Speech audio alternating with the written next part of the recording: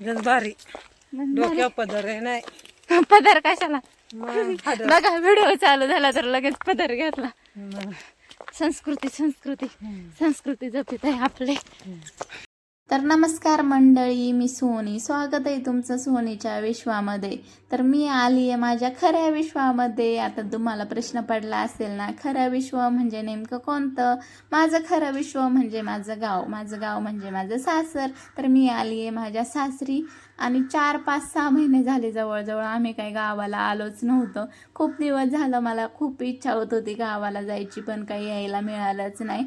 5-6 महिन्यानंतर फायनली आम्ही गावाला आलोय. आता गावाला आलं म्हणजे शेतात फेरफटका तर बनतच नाही का. आता इथे यायचं ना, ह्या शेतामध्ये यायचं ना, काय असं फिक्स नव्हतं बरं का. कारण की ना, हे जे शेत आहे ना आमचं इथलं, हे घरापासून ना खूप जास्त लांब आहे. त्यामुळं इकडे काही जास्त असं येणं होत नाही. पण माझ्या बहिणीची सासू आजारी होती ना, तिला बघण्यासाठी गेलो होतो आम्ही. तर मग तिच्या घरापासून हे शेत थोडं जवळ पडतं. मग म्हटलं चला आता इकडे आलोय तर मग शेतामध्ये पण जाऊन येऊ. तर इथे आलो तर इथं मस्त अशी चवळीची बाग लावलेली आहे आणि एक साईडने वांगे लावलेत. वांग्यांना तर इतके सारे वांगे लागले होते, मी पण तोडत होते. मग वांगे काय मला तुटतच नव्हते बरं का. आणि नाही इथंच आमच्या शेताच्या शेजारीच आईंच्या एक मैत्रीण राहतात, त्यांचं घर इथं जवळच आहे. तर मग त्या पण आल्या होत्या आईंला बघून, आईंशी गप्पा मारायला. आईंच्या आणि त्यांच्या मस्त अशा गप्पा चालल्या होत्या लग्नावरून. कुणाचं लग्न जमलंय, कुठं कुठं लग्न आहे, अशा त्यांच्या गप्पा चालू होत्या. आणि मी मात्र मस्त त्यांच्या गप्पा ऐकत वांगे तोडत होते. तर वांगे तोडून झाले होते, लगेच चवळीच्या बागेत शिरलं होतं. चवळीच्या शेंगाना सकाळीच तोडून मार्केटला पाठवलेलं आहे बरं का. त्यामुळे ना जास्त काही शिल्लक राहिलेला नव्हता.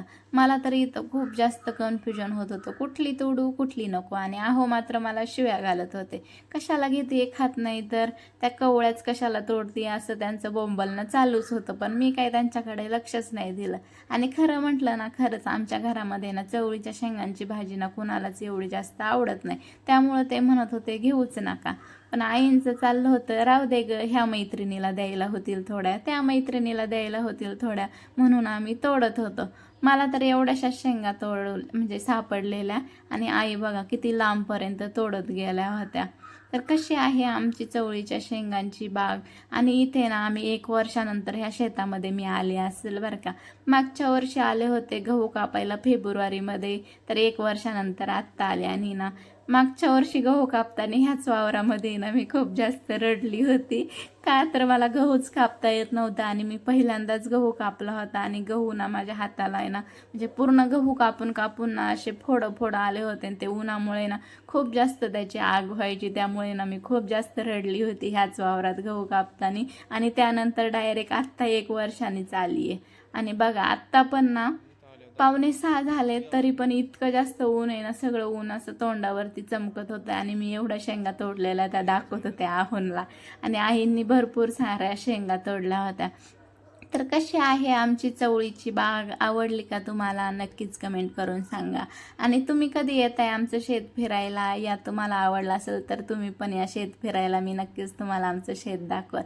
आता आहे ना तिकडनं लगेच घरी आलं होतं. घरी आल्यानंतर लगेच चहा ठेवला. सासूबाईंना आधी चहा लागतो, मग त्यांना चहा करून दिला आणि कपडे चेंज करून लगेच इथं घराजवळच्या शेतात आले होते. इथे ना ऊस आणि ऊसाच्या बाजूनेच ना हरभरा लावलाय. हरभरा पाहून ना मला खूप जास्त हुळा खायची इच्छा झाली. कारण की 2-3 वर्ष झालं काही हुळा खायलाच मिळाला नव्हता. मग ह्या वेळेस ना टायमिंगमध्ये आले होते, तर म्हटलं चला आता मस्त हुळा करू. तर लगेच हुळ्यासाठी ना मी हरभरा शोधायला गेली होती. आणि इथं पण सेम माझ्यासोबत तेच होत होतं.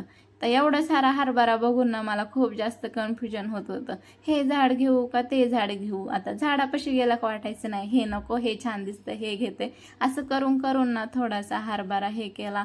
आणि ना हरभरा उपटताना ना इतकी जास्त हाताची आग होती, कारण की त्याच्यावरती ती जी आंब असते ना ती आहे ना खूप जास्त खाजवते. आणि त्यातल्या त्यात हात उकललेले असले किंवा कापलेले असले ना, मग तर वाटच लागते. तर आहो इकडून आरडत होते चल बास झाला, किती घेते बास की. पण माझं मन कुठं भरतंय का एवढ्याशा हरभऱ्यात.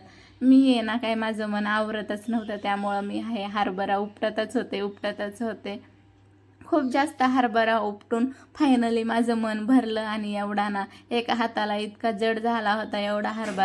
तर फायनली एवढा हरभरा घेऊन मी घराच्या दिशेने निघाली होती. आता सासऱ्यांकडे लाडीगुडी लावायला बाबांना म्हटलं मला एवढा हरभरा भाजून द्या.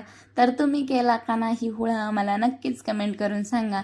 आणि तुम्हाला असा हुळा भाजून खायला आवडतो का हिरवावाला हरभरा असतो तसाच खायला आवडतो? मग घरी येऊन ना लगेच काटे जमा करून आणून दिले बाबांना आणि बाबांनी लगेच हुळा करायची तयारी केली.